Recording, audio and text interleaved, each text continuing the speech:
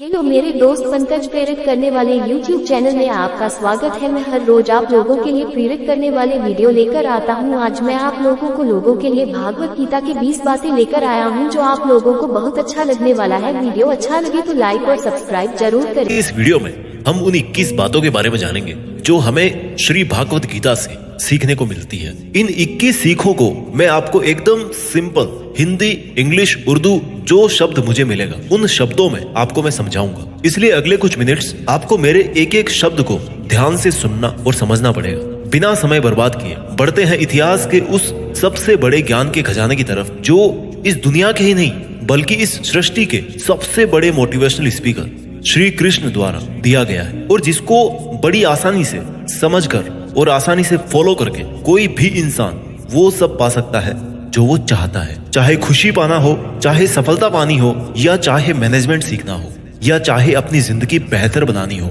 श्री भागवत गीता से ज्यादा महान कोई और दूसरा कोर्स नहीं हो सकता।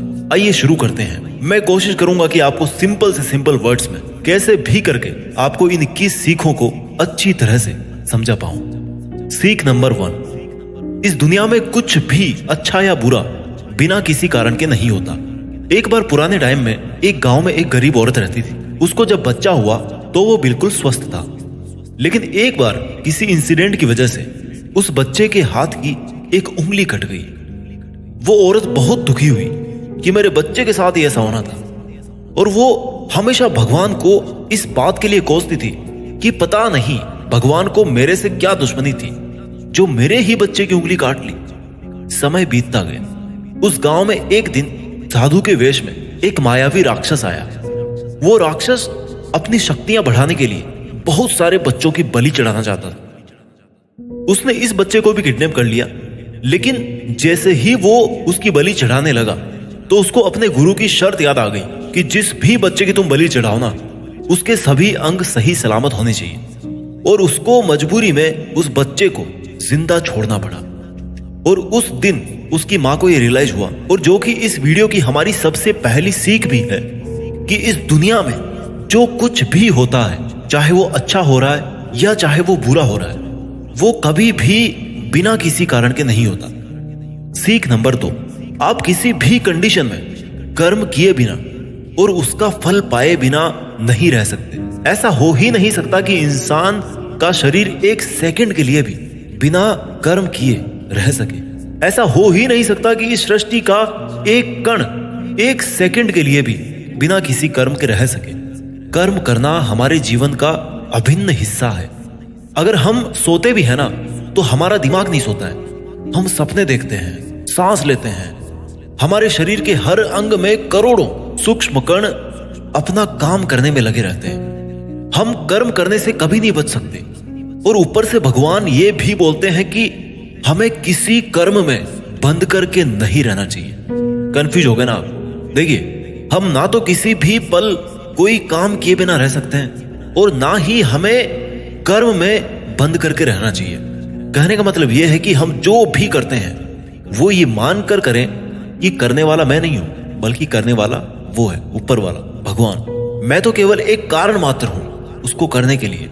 इस काम को मैं नहीं कर रहा हूं, बल्कि ये काम मेरे द्वारा हो रहा है, मेरे द्वारा कराया जा रहा है। और जब हमारी सोच इस लेवल की होगी तो हमें कभी भी कोई भी दुख नहीं मिलेगा, हमें कभी पश्चाताप नहीं होगा, हमें कभी घमंड नहीं होगा। सीख नंबर 3, दूसरों के गुलाम रहकर खुश रहने की बजाय आजाद होकर खुद के दुखों का सामना किया जाना चाहिए। भले ही आपकी जिंदगी में कितने ही कष्ट हो, लेकिन अगर आप आजाद हो ना, तो आप ही वास्तविक मनुष्य हो। श्री भागवत गीता में गुलामी को मौत से भी बुरा बताया गया है। इंसान किस किस का गुलाम नहीं है? वो अपने दिमाग का, अपने विचारों का गुलाम है। आज हम स्मार्टफोन के गुलाम हैं। कहीं काम कर रहे हैं तो किसी के गुलाम होकर काम कर रहे हैं। दूसरों का साथ लेना और दूसरों का गुलाम बनना, इसके बीच में एक हल्की सी लाइन, और इस लाइन के उधर आप चले गए ना, तो समझो आप गुलाम बन गए किसी के।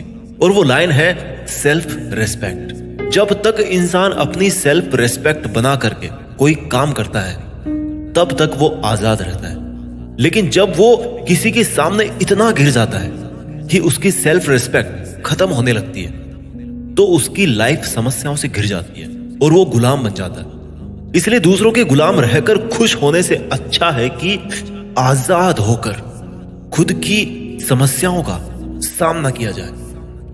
सीख नंबर 4, वासना, डिजायर, गुस्सा, एंगर और लालच, ग्रीड, ये तीनों नर्क के दरवाजे हैं। डिजायर्स, बिना किसी मकसद के तो हम जिंदगी जी नहीं सकते देखो, और मकसद पूरा करने के लिए हमारे मन में डिजायर होना बहुत जरूरी है।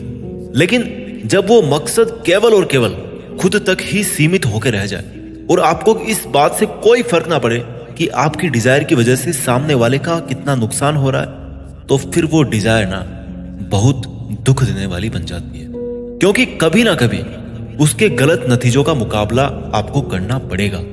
गुस्सा, गुस्से के बारे में क्या बोलूं? गुस्सा हमारे कमजोर होने का सबसे बड़ा सबूत है। जो इंसान बहुत ज्यादा गुस्सा करता है ना, वो बहुत ज्यादा कमजोर होता है। ठीक है, अगर किसी के अच्छे के लिए आपने गुस्से की एक्टिंग कर ली तो समझ में आता है, लेकिन ये क्या बात हुई कि बीपी हाई हो गया, आंखें लाल हो गई, पसीना आ गया, पूरे आउट ऑफ कंट्रोल हो गए।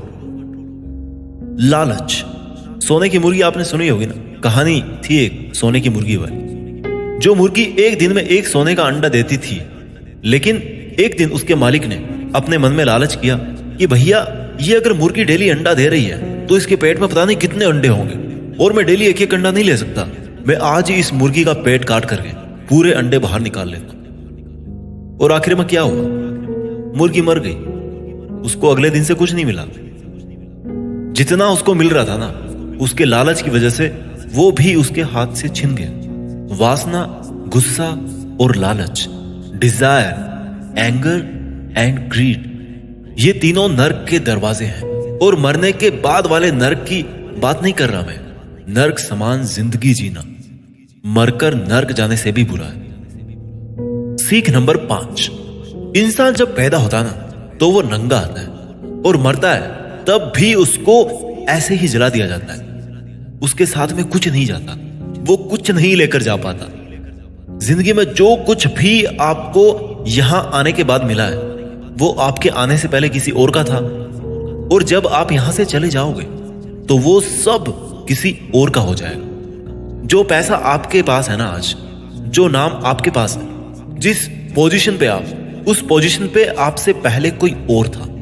आज भले ही आप वहां हो, लेकिन कल कोई और आपसे वो जगह छीन लेगा।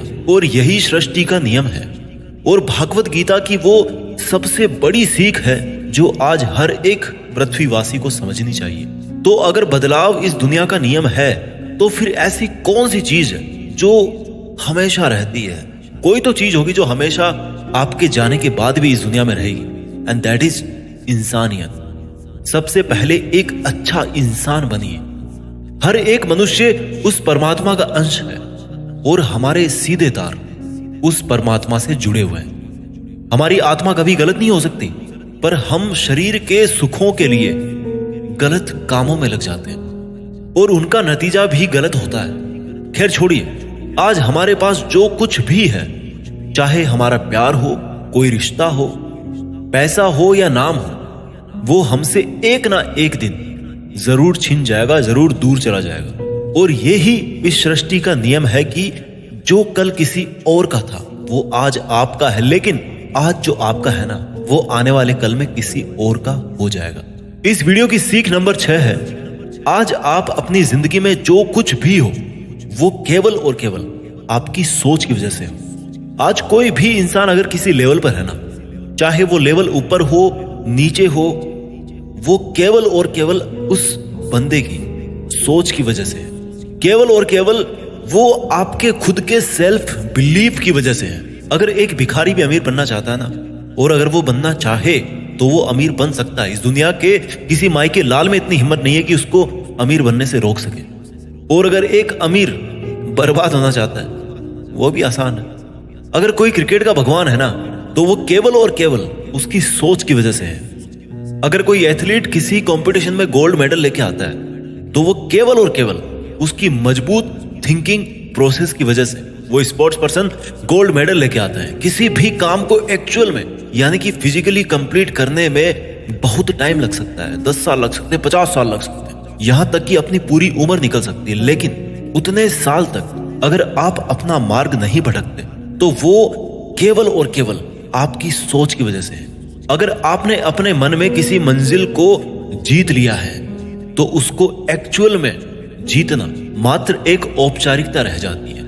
भागवत गीता से मिलने वाली और इस वीडियो की 7वीं सीख है, इस दुनिया में सबसे शांत इंसान केवल वो है जिसकी बुद्धि और आत्मा दोनों एक पक्ष में है, जिनका दिमाग और दिल एक तरफ है। सुनने में अजीब है, वो इंसान कभी भी खुश नहीं रह सकता जिसके विचारों में बहुत सारी इच्छाएं होती हैं, और जब इच्छाएं पूरी नहीं होती ना तो उस बंदे के अंदर क्रोध पैदा होने लगता है कि मेरा ये काम क्यों नहीं हो रहा। अगर आप अपने आप को काबू में करके वो कर पाते हैं जो आप करना चाहते हैं और जो वास्तव में सही है और आपको संतुष्टि देता है और जो कि वास्तव में आपको करना चाहिए, तो आपको खुश रहने से कोई नहीं रोक सकता। हमारे मन के अशांत रहने का सबसे बड़ा कारण यही है कि हम बहुत सारी डिजायर्स के पूरे होने की शर्त पर खुशियों को बांध के रख देते हैं एक कोने में। जबकि हैप्पीनेस क्या है? It's the state of mind. खुशी एक मानसिक अवस्था होती है।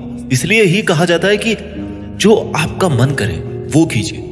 अगर आपका मन करता है कि यार खुले आसमान में उड़ान भरूं मैं, तो उड़ान भरिए। अपने विचारों को अपने दिल से सहमत रखिए। सीख नंबर 8, कोई भी काम अच्छा और बुरा केवल एक वजह से बनता है कि उसको करने के पीछे आपका इरादा कैसा है, आपका इंटेंशन क्या है। उसको करने के पीछे आप उस काम को करना क्यों चाहते हैं? क्या आप उस काम को इसलिए कर रहे हैं कि जिससे आपका कोई स्वार्थ पूरा हो, या आप उस काम को इसलिए कर रहे हैं कि किसी का भला हो जाए? काम भले ही एक ही हो, लेकिन उसका नतीजा इस बात पे डिपेंड करता है कि आपका उद्देश्य सही है या बुरा है। महाभारत के युद्ध में लड़ाई पांडव भी कर रहे थे और लड़ाई कौरव भी कर रहे थे, पर दोनों के उद्देश्य बिल्कुल विपरीत थे। पांडव धर्म के लिए युद्ध कर रहे थे और कौरव अधर्म के लिए। दोनों एक ही मैदान में थे और दोनों ही अपनी पूरी ताकत के साथ एक दूसरे से लड़ रहे थे। काम एक होने के बाद भी, मेहनत एक होने के बाद भी कौरव हार गए और पांडव जीत गए। कारण था इंटेंशन, इरादा। एक का इंटेंशन सही था, दूसरे का गलत था। इस वीडियो की और भागवत गीता की 9वीं सीख है, सच्चाई और अच्छाई को ना कभी हराया जा सकता है और ना कभी छिपाया जा सकता है। इसलिए सच कहने से और अच्छे काम करने से कभी मत डरिए। इस विषय के बारे में भगवान बुद्ध भी कहते हैं कि सच्चाई और सूरज को ज्यादा देर तक छिपाया नहीं जा सकता, सच्चाई और चंद्रमा को ज्यादा देर तक छिपाया नहीं जा सकता। एक वक्त आने पर उनको दुनिया के सामने आना ही होता है। आप उनको सामने आने से रोक नहीं सकते। इसलिए अगर आज आप कोई ऐसा काम कर रहे हो जो गलत है, जिसमें झूठ है, तो आपको उस काम को आज ही छोड़ देना चाहिए, क्योंकि किसी ना किसी दिन आपकी सच्चाई इस दुनिया के सामने जरूर आएगी। हम आजकल अपनी लाइफ में बहुत सारे झूठ डेली बोलते हैं। कई बार किसी के आरोप से बचने के लिए झूठ बोलते हैं, तो कई बार अपना फायदा देखने के लिए झूठ बोलना पड़ता है। श्री भागवत गीता में यह भी कहा गया है कि अगर आप कोई ऐसा सच बोलते हैं जिससे किसी मासूम के साथ अन्याय होता हो, तो ऐसा सत्य अच्छा नहीं होता। और अगर आप ऐसा असत्य बोलते हो जिससे किसी का भला होता है पर किसी का नुकसान नहीं होता, तो ऐसा असत्य भी बुरा नहीं होता। किसी का बुरा नहीं होना चाहिए, किसी के साथ अन्याय नहीं होना चाहिए। इस सत्य असत्य और असत्य सत्य को समझना बहुत बारीकी का काम है। इसलिए अपने विवेक से 2 बार सोच करके उसके बाद ही ये निर्णय लें कि आपको क्या बोलना चाहिए, आपको क्या करना चाहिए। सीख नंबर 10, अगर आप जिंदगी में कुछ पाना चाहते हैं तो आपको उसके लिए संघर्ष करना पड़ेगा, और अगर आप संघर्ष नहीं करना चाहते हैं तो आपको इस बात का दुख नहीं होना चाहिए कि आपको वो सब हासिल नहीं हुआ जो आप हासिल करना चाहते थे। You must accept the result of your karmas. अगर आपको अपने कर्मों का अच्छा नतीजा चाहिए या आपके लिए अपनी जिंदगी में कुछ हासिल करना बहुत जरूरी है, तो फिर आप ये मत देखिए कि मेहनत करने का सही समय कौन सा है। आप ये मत देखिए कि आपको भूख लग रही है, प्यास लग रही है। आप ये मत देखिए कि आपको नींद आ रही है या गर्मी लग रही है, सर्दी लग रही है। अगर आप जिंदगी में कुछ पाना चाहते हैं या आपकी जिंदगी में किसी लक्ष्य के बहुत खास मायने हैं, तो फिर आपको संघर्ष करना ही पड़ेगा। और अगर आप संघर्ष नहीं करना चाहते हैं तो फिर आपको जितना कम मिले या नहीं मिले, या आपका बुरा हो, आपके साथ गलत हो, आपके साथ पार्शियलिटी हो, अन्याय हो, आपके अंदर होनी चाहिए इतनी हिम्मत कि आप उन दुखों को सहन कर सको, क्योंकि ये आपकी लाइफ थी, आपका ड्रीम था और आपकी मेहनत थी। जिसको मेहनत करनी थी वो मेहनत करके सुखों को भोग रहा है, और जिसको कोरे सपने देखने थे वो आज भी वैसा ही है जैसा वो तब था जब उसने वो सपना देखना शुरू किया था। आपको संघर्ष करना पड़ेगा अपने सपनों के लिए। सीख नंबर 11, आपको काम करने की तो छूट है, लेकिन आप कभी भी अपने आप को उस काम में होने वाली आपकी जीत या हार में खुद को बांध करके नहीं रखना चाहिए। ये एकमात्र ऐसी चीज है जो अगर इंसान समझ ले तो उसके 100% दुख समाप्त हो सकते हैं और वो बिना डिस्टर्ब हुए मेहनत कर सकता है।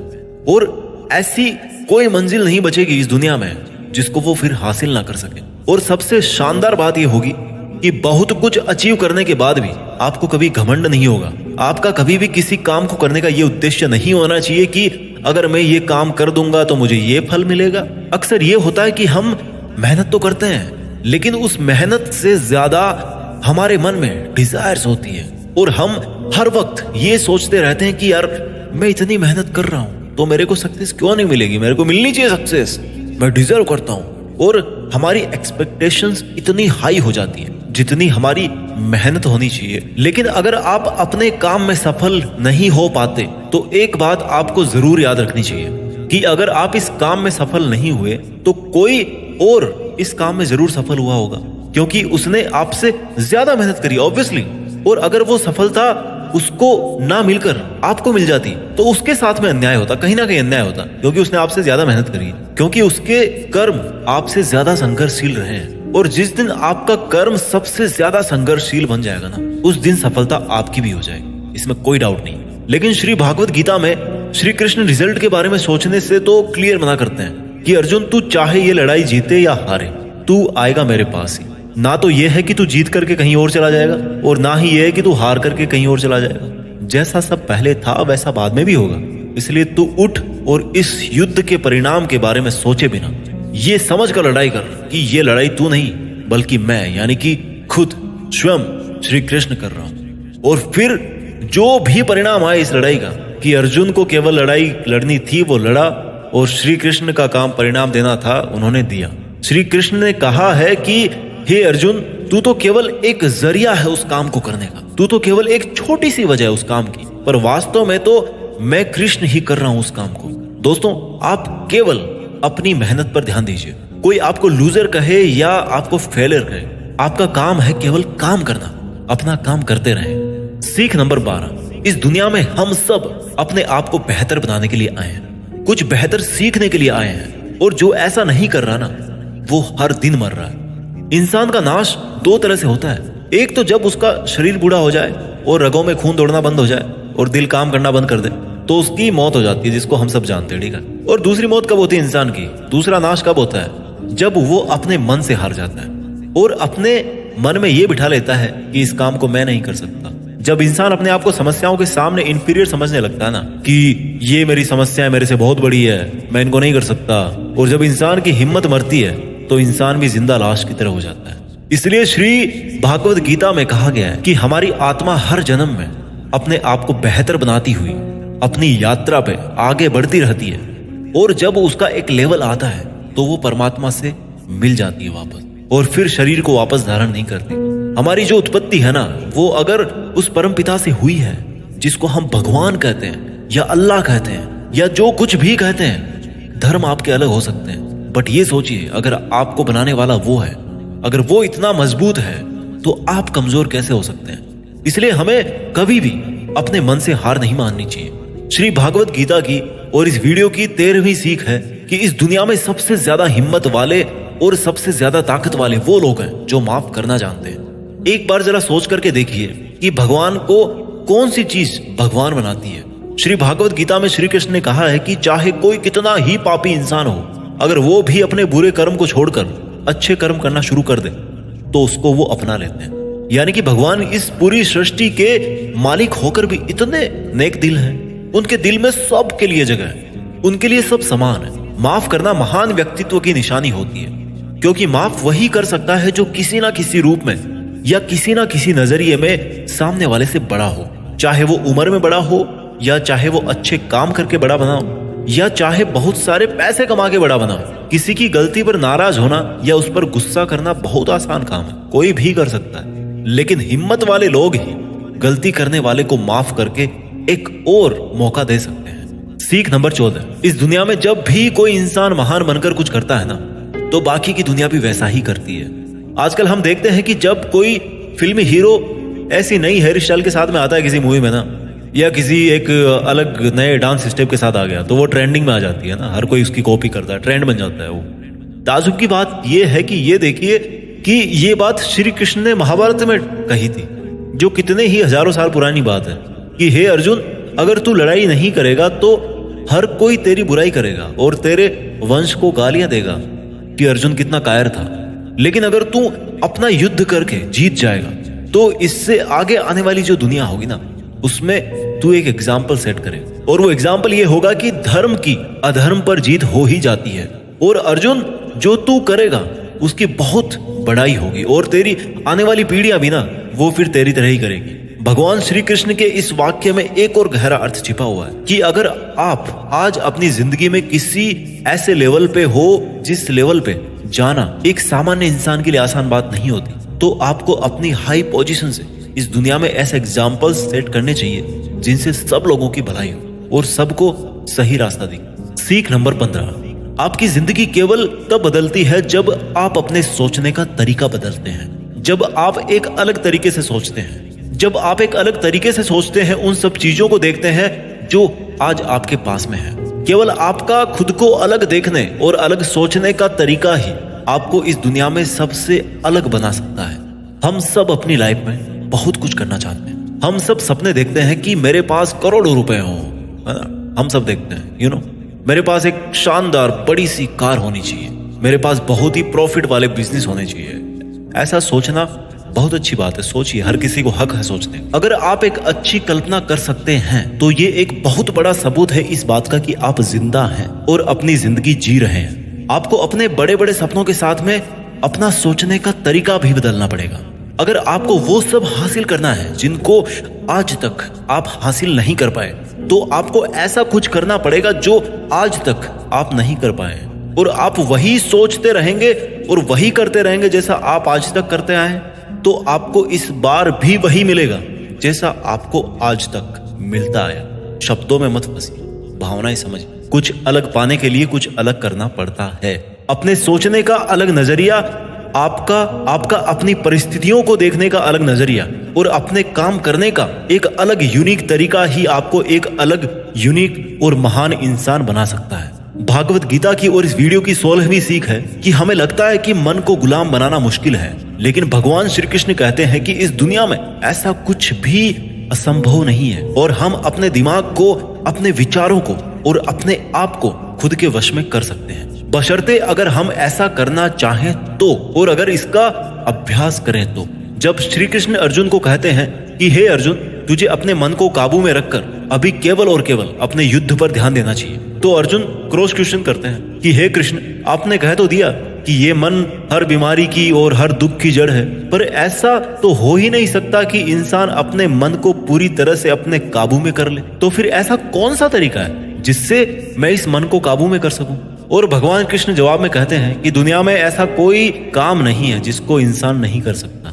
सोचा था कभी चांद पे जाएंगे, चले गए। असंभव कुछ भी नहीं होता, प्रयास से हर काम को सफल बनाया जा सकता है। अगर कोई किसी पहाड़ को फतेह करना चाहता है ना, और अगर वो ऐसा एक बार में नहीं कर पाता, तो उसको अपनी कोशिश जारी रखनी चाहिए। अगर आप फेल हो रहे हैं किसी काम को करने में और अगर आपको उसमें पास होना है, तो आपको अपनी फेल होने की दर बढ़ानी पड़ेगी। किसी महान इंसान ने कहा, ये मुझे अभी नाम याद नहीं आ रहा, आपको केवल इस बात से मतलब रखना है कि अगर मुझे इस पहाड़ पर चढ़ना है ना, तो मुझे बस चढ़ना है।